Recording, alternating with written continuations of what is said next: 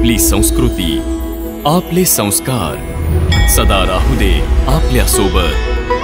भारताच्या महान ग्रंथांचे आणि काव्यांचे संपूर्ण संकलन सबस्क्राइब करा तिलक।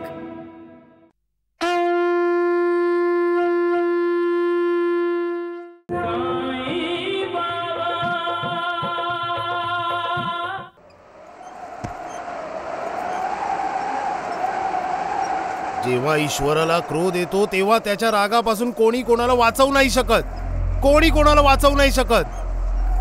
अरे मुलांनो, आपापल्या घरी जा।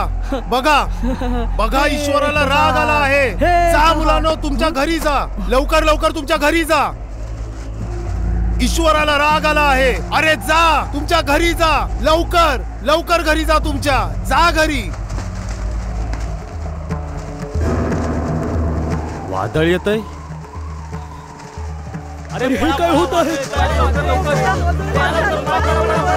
अरे निघा निघा, लवकर निघा, लवकर निघा, अरे निघा, आपापल्या घरी जा, लवकर लवकर। महाराजापती काय चला लवकर, चला चला चला चला घरी चला। अरे पळा पळा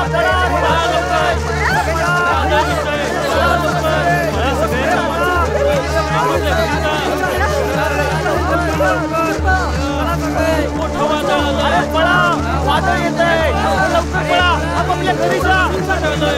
पळा पळा लवकर, अरे घरात राहा, घरात राहा, घरात चला, पळा लवकर, घरी जा, चला लवकर, पळा चला, आपापल्या घरी जा लवकर।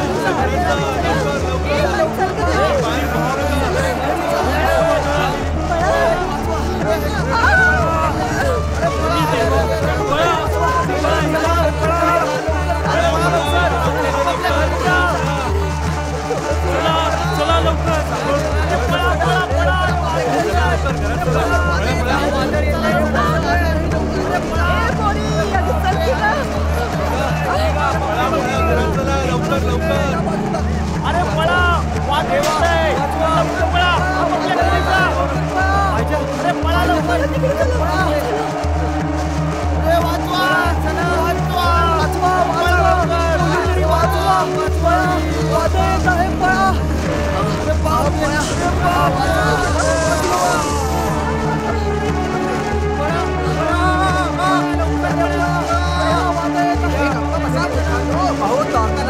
काहीतरी करा की तुम्ही।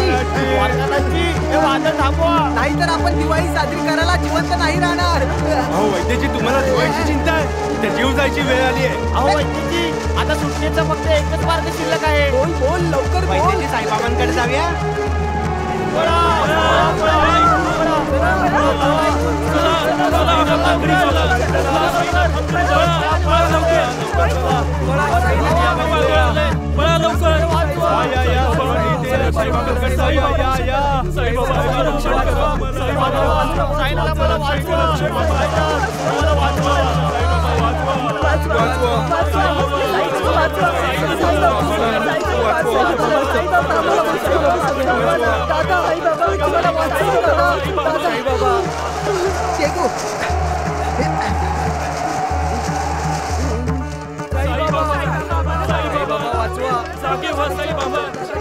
वाचवा साईबाबा, वाचवा वाचवा आम्हाला, साईबाबा वाचवा, साईबाबा साईबाबा वाचवा आम्हाला, साईबाबा बाबा वाचवा आम्हाला, साईबाबा साईबाबा साईबाबा। वैद्यजी वैद्यजी, इथे तर नावाला सुद्धा वादळ नाहीये। हो, इथे तर अतिशय शांतता आहे। हो वैद्यजी, जोपर्यंत वादळ थांबत नाही तोपर्यंत आपण इथे साईच्या आश्रयालाच थांबूया। मी पण वैद्यजी पण थांबतील। हो बघा ना, डोळे उघडत नाहीये तू।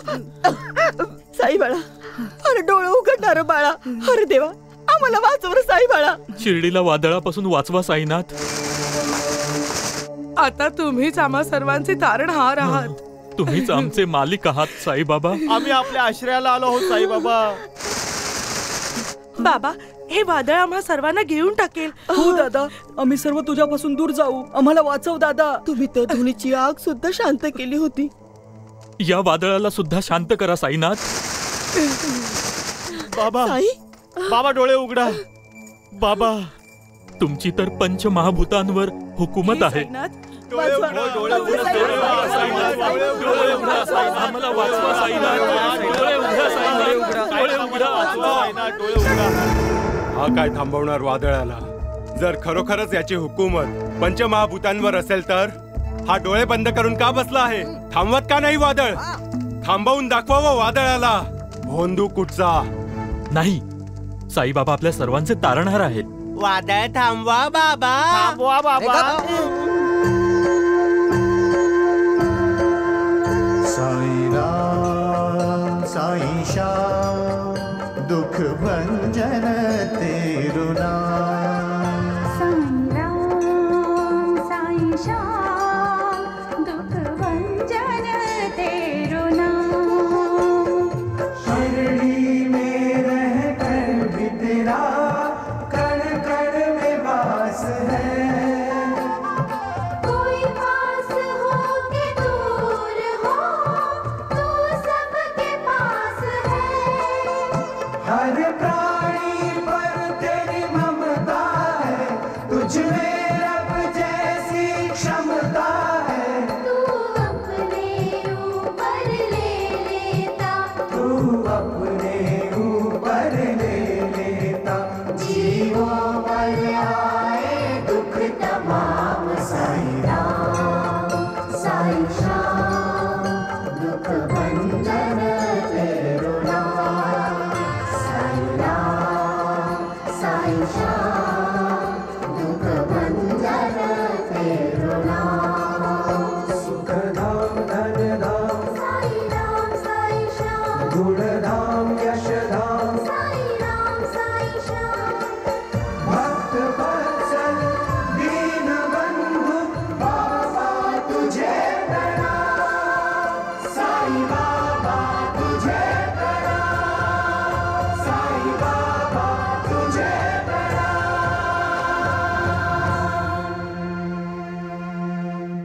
शिर्डीला वाचवा साईबाबा. शिर्डीला वाचवा. शिर्डीचं रक्षण करा. रक्षण करा. सर्वांचं रक्षण करा. दादा. जय साईनाथ. साईनाथ. जय साईबाबा. जय साईनाथ. जय साईबाबा.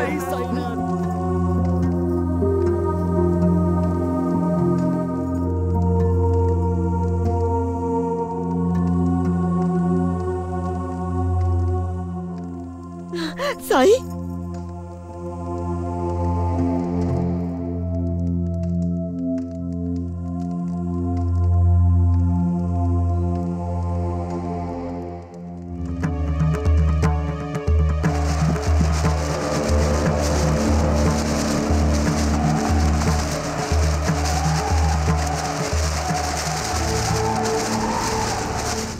हे नाटक साईनाथला खूप महाग पडणार आहे वैद्यजी.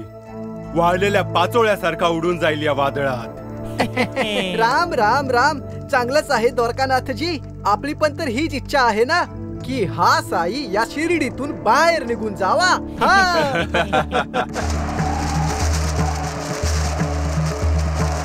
शांत.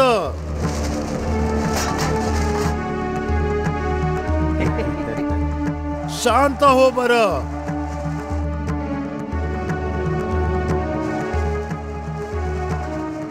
काय करायचं काय आहे तुला?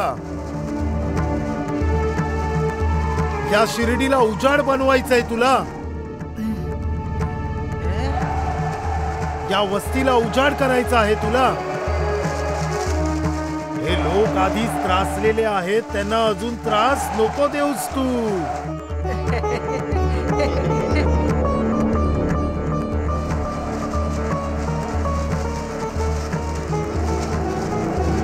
शांत हो, एकदम शांत. नाहीतर माणसांचा तुझ्यावरचा विश्वास उडून जाईल. ही सगळी तुझीच तर लेकरं आहेत. यांना दुःख देऊन तुला कोणतं सुख मिळणार आहे? सांग, कोणतं सुख मिळणार? बस, खूप झालं आता. आता मी हे सहन नाही करू शकत.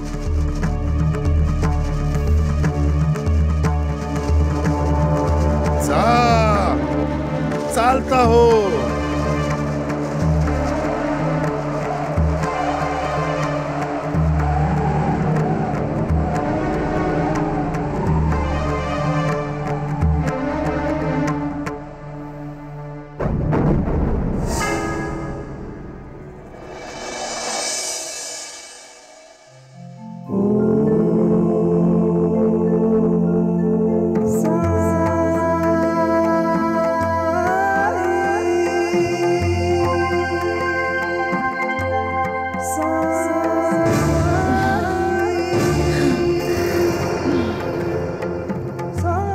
साईनाथ की जय.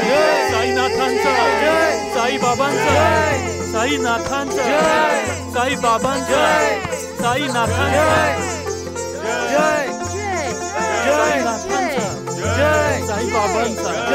साईनाथांचा जय. साईबाबांचा जय. साईनाथांचा जय. साईबाबांचा जय. साईनाथांचा साईबाबांचा साईनाथांचा साईबाबांचा जय. ओम जय साईनाथ, जय साईनाथ. आदि न अंत तुम्हारा, तुम्हें श्रद्धा नमन हमारा. ओम जय साईनाथ, जय साईनाथ. आदि न अंत तुम्हारा, तुम्हें श्रद्धा नमन हमारा.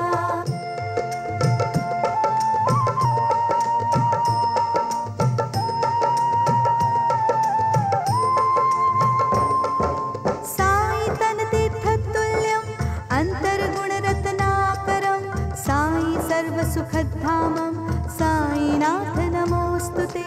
साई तन तीर्थतुल्यं अन्तर्गुणरत्नाकरं साई सर्वसुखधामं साईनाथ नमोस्तुते.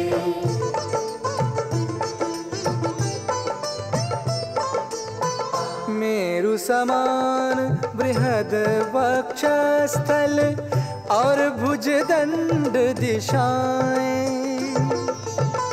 उन्नत भाल विशाल सुलोचन पद वैकुंठ लजाए. उन्नत भाल विशाल सुलोचन पद वैकुंठ लजाए. प्रभु तुम हो जहाँ, रहता है वहाँ उजियारा है उजियारा.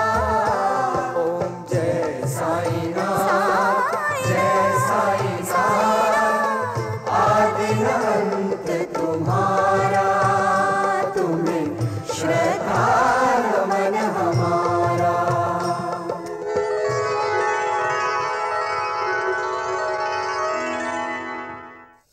जा, चालता हो इथून. मी म्हणतो चालता हो इथून. जा. असा साईबाबांनी वादळाला हुकूम दिला आणि वादळ खाली मान घालून निघून सुद्धा गेलं. हा, लोकांनी पण नतमस्तक होऊन मान्य केलं की साईबाबांनी वादळ थांबवलं. साईबाबांची पंचमहाभूतांवर पकड आहे द्वारकानाथजी. म्हणजे तुमच्यावर सुद्धा त्या साईबाबाची जादू काम करू लागली आहे. त्याला भगवान मानू लागला आहात.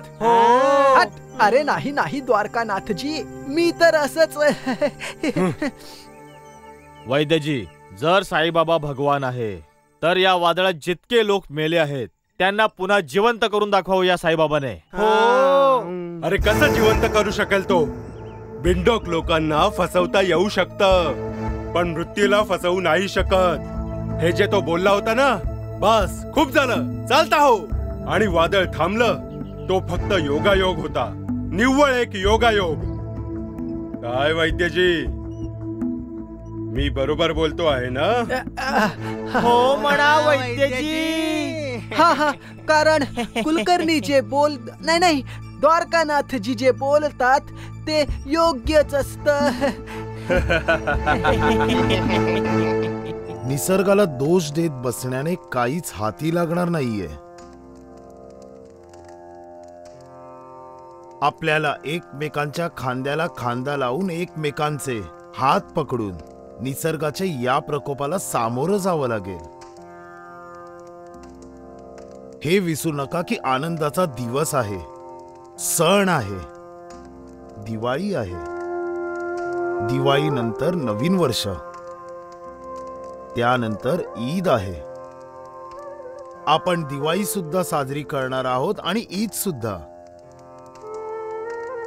आपण आपल्या आनंदावर विरजण पडू द्यायचं नाही. निसर्गाने दिलेली शिक्षा तर भोगलीच आहे, पण आपण पुन्हा पुन्हा चूक उगाळणार नाही आहोत. किंबहुना आपण सर्व मिळून एकजुटीने या दुःखाच्या वादळातून बाहेर पडणार. त्यासाठी आपल्याला स्वतःला, शेजारच्यांना, गल्ली बोळाला आणि आपल्या शिर्डीला पुन्हा एकदा उभारी घ्यावी लागेल. वनवासातून परत अयोध्येत येणाऱ्या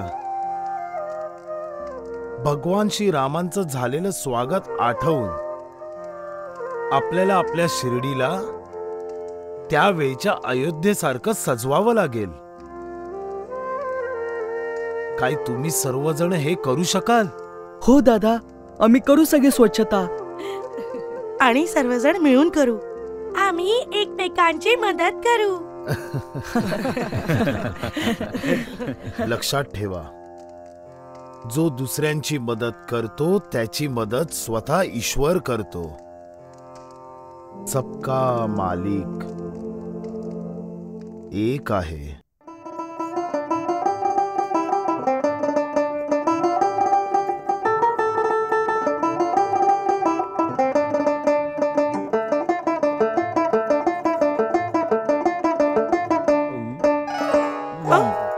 सोडा ना, हे काय करताय तुम्ही? कोंडाजी, हाय. कोंडाजी बाळा, पोरा हे बघ, तुला सुभद्राच्या सासरी जायचं आहे. मी त्या सगळ्यांना देण्यासाठी काही ना काहीतरी आणून ठेवलं आहे. ते सुंदर पण आहेत आणि महाग पण आहेत. भेटवस्तू बघून सगळे खुश होऊन जातील. ते तू बोलता बोलता सुभद्राचा विषय काढ. हा, आणि हे बघ पोरा, तिच्या पतीची सुद्धा समजूत काढ की त्यांनी येऊन सुभद्रेला घेऊन जावं. हो हो. सासूबाई, मी पण माझ्या... अगं चुप, मध्येच तोंड घालायची खूप वाईट सवय आहे तुला. आता आवशकून केलंस ना तू. काय मी करतीये? सासूबाई, जेव्हापासून मी लग्न करून इथे आली आहे तेव्हापासून एकदाही माझ्या घरी नाही गेली. एकदा सुद्धा माझ्या आई बाबांना भेटले नाहीये. मला तर हे सुद्धा माहित नाही की ते कसे आहेत. म्हणूनच मी... कसे आहेत म्हणजे? खूप खुश असतील, खूप सुखी असतील. कारण जे काही वाईट होतं, जे काही दुःख होतं, ते सगळं तर त्यांनी तुझ्या रूपाने आमच्या घरी पाठवून दिलंय, हो ना? दादा, शकुंतलेला यावेळी दिवाळीला घरी जावं असं वाटतंय. लग्नानंतर एकदा सुद्धा माहेरी गेली नाहीये ती. बोलला, पाहिलं, शकुंतलेचा पोपट बोलला. अरे जा, तू हिला घेऊन इथून लवकर चालू पड. पण एक गोष्ट लक्षात ठेव, जेव्हा परत येशील तेव्हा एकटाच ये. या कर्मदळ भद्रीला सोबत घेऊ नकोस. भेटत राहील ही आपल्या आई बापाला आयुष्यभर.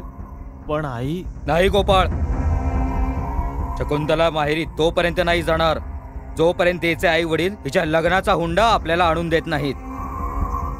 हा माझा एकट्याचा नाही, संपूर्ण घराचा निर्णय आहे. ऐकलंस छोटी वहिनी?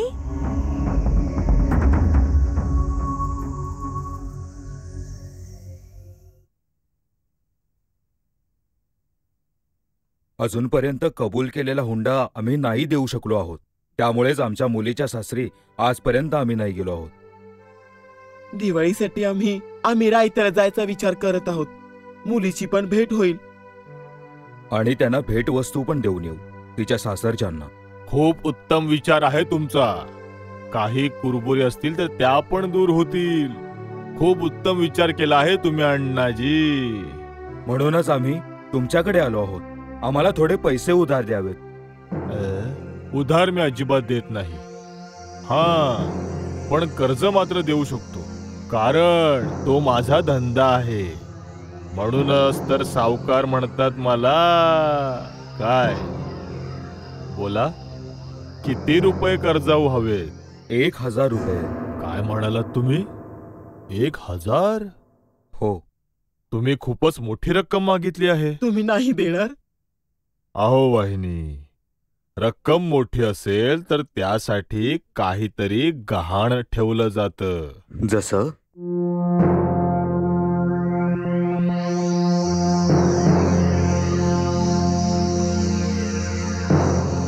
जसं वहिनींचे दागिने सोन्याचे आहेत ना वहिनी. आणि घर घर तर तुमच्या पूर्वजांचं आहे ना, जिथे तुम्ही राहत आहात.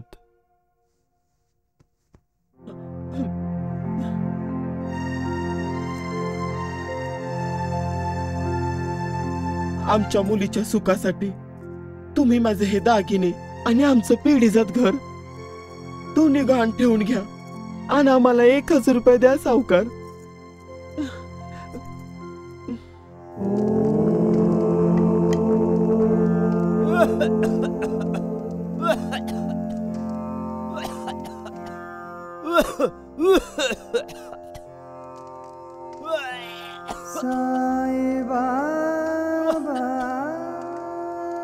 काय झालं साईबाळा? कुणाला पाहतोयस? का परत वादळ येणार आहे आता? हो आई.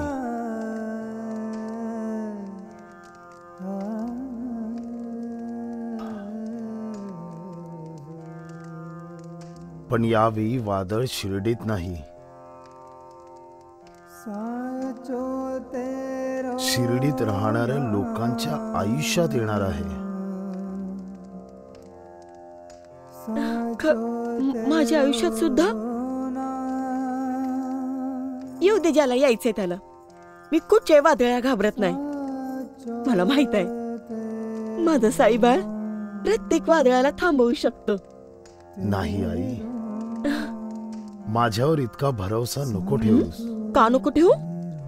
शिर्डीवासियांना आता खात्री पटली आहे की तुम्ही स्वतःच देव आहात.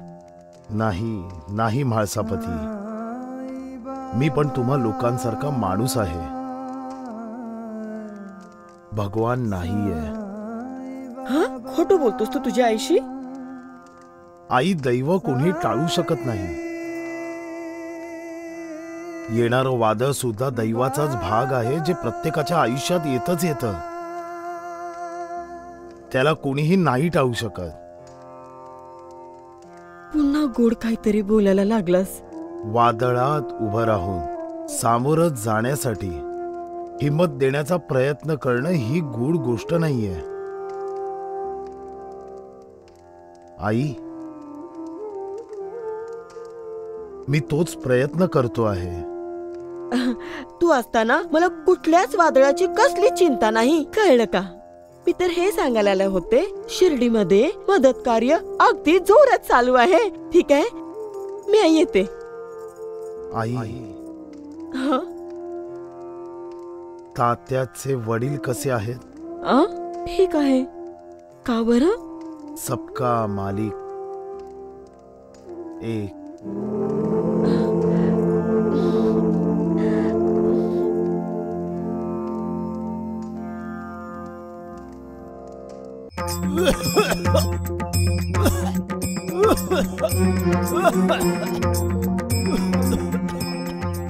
अगं बाई, पुन्हा खोकला आला का?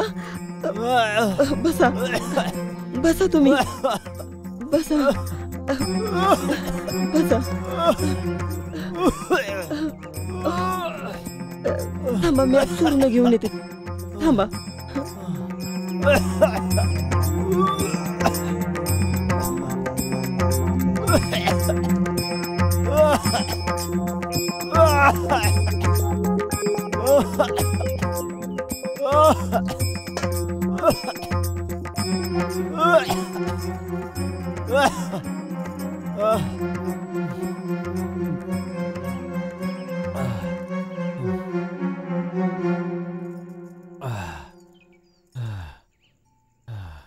भाईजा, हा या दिवाळीच्या दिवसात ही मुलं जेव्हा फटाके वाजवतात त्याच्या दारूच्या वासाने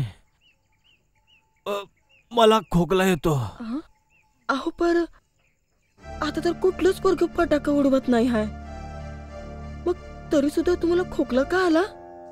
असं कोणतं वादळ आहे साईनाथ जे माणसाच्या आयुष्यात येतं आणि त्याला टाळणं माणसाच्या आवाक्यात नसतं?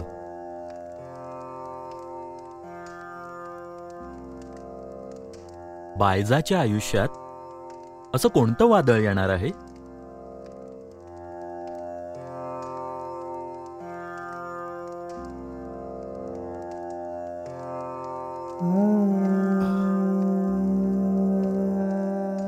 तेच वादळ जे टाळू शकत नाही.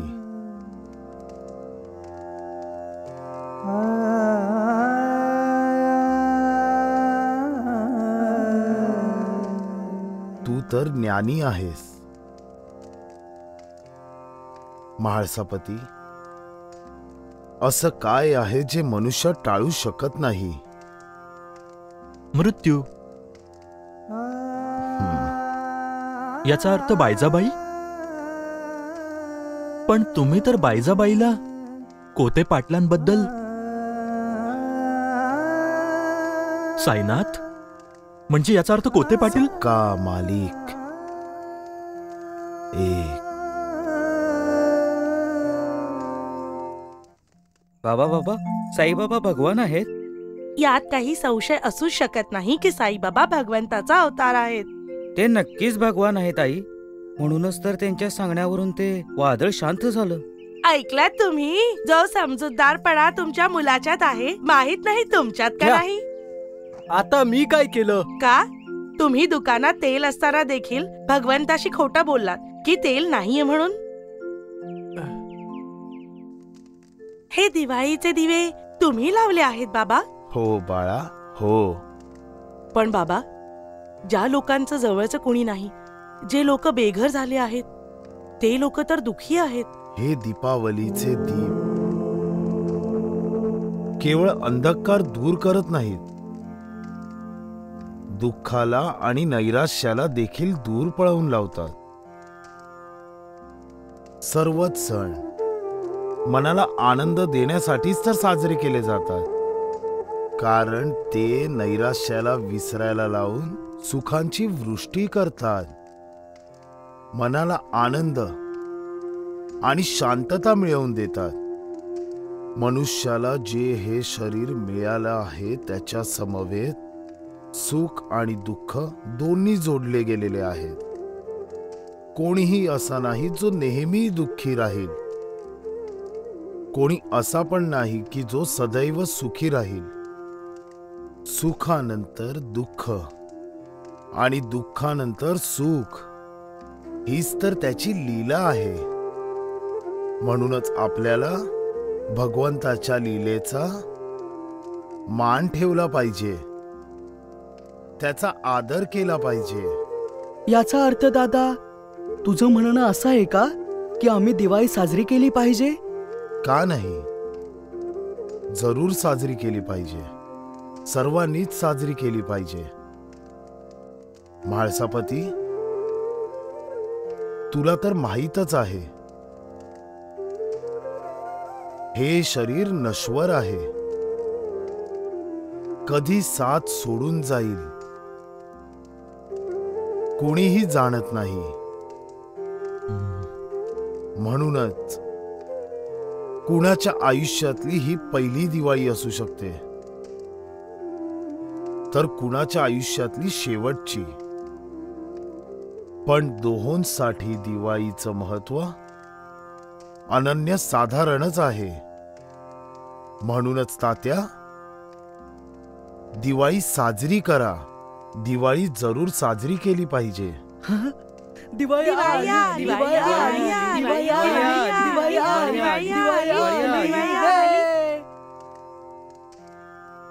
महाळसापती, मनुष्याचं सर्व आयुष्य संघर्षाने, वेदनेने भरलेलं आहे.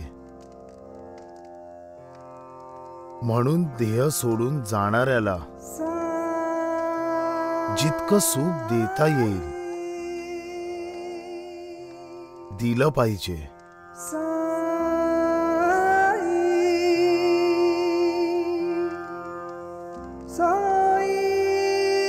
सबका मालिक एक आहे.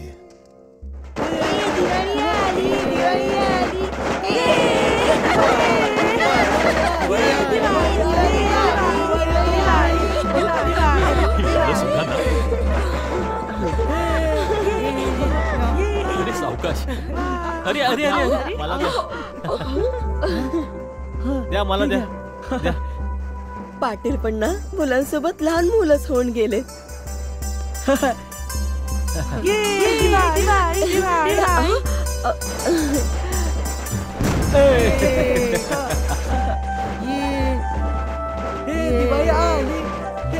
अरे अरे माळसापतीजी, या तुम्ही पण उडव फटाके.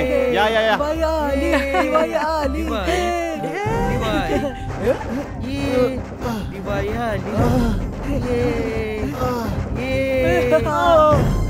दिवाळी आली हे बघ. बायजाबाई, बायजाबाई, बायजाबाई, बायजाबाई, बायजाबाई.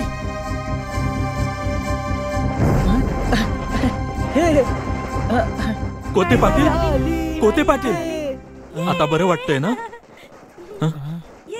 आता बरं वाटतंय ना? हो मी ठीक आहे. पण तुम्ही मला धरून का ठेवलं आहे? मी एकदम ठीक आहे. काय झालं? तुम्हाला आठवत नाहीये का? आठवण? कसली आठवण? काय झालं माळसापती? अरे दिवाळी आहे. अरे फटाके आणा, अजून अजून अजून अजून अजून. हो जळतोय.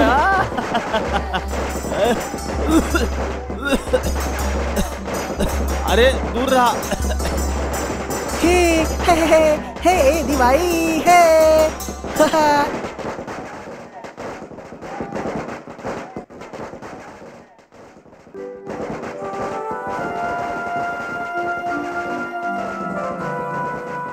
काय बघताय? शोधतो आहे. कुणाला? आपल्या मुलीच्या शकुंतलेच्या सुखांना. दिवाळीच्या दिवसात ती किती खुश असायची, किती दंगामस्ती करायची.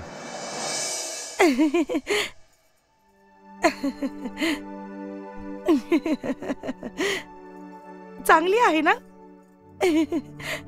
मग वहिनी काय बनवलं आहे दिवाळी करता? लाडू.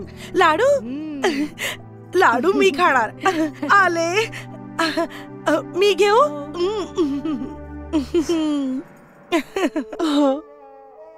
स्वतः पण हसत असायची आणि आपल्याला पण हसवायची. पण जेव्हापासून लग्न झालंय तिचं, तिच्या सासरच्याने तिचं सगळं हसू हिरावून घेतलं आहे. खूप दुःख देतात ते तिला. रात्रंदिवस रडवतात. आता सगळं ठीक होणार. आपण जेव्हा पूर्ण 1000 रुपयाचं सामान जेव्हा आपण आपल्या जावयाला देऊन येऊ ना, तेव्हा ते लोक सुद्धा खुश होतील आणि माझ्या मुलीला सुद्धा खुश ठेवतील.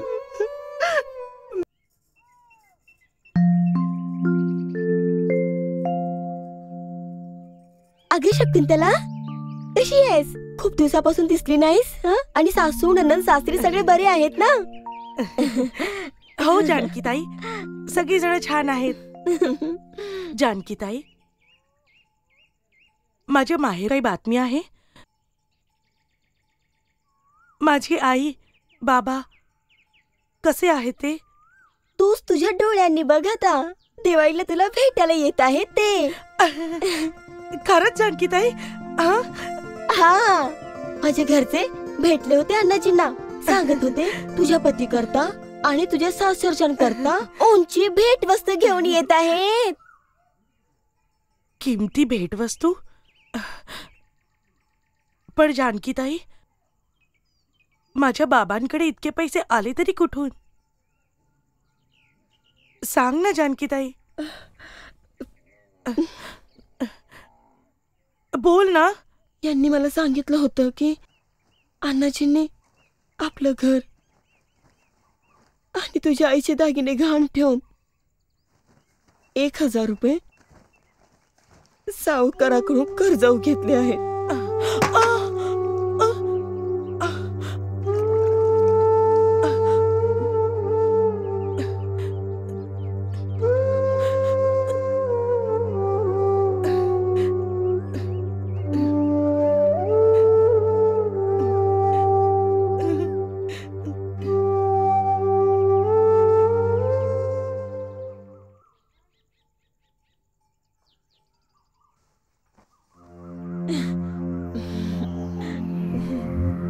हे घे.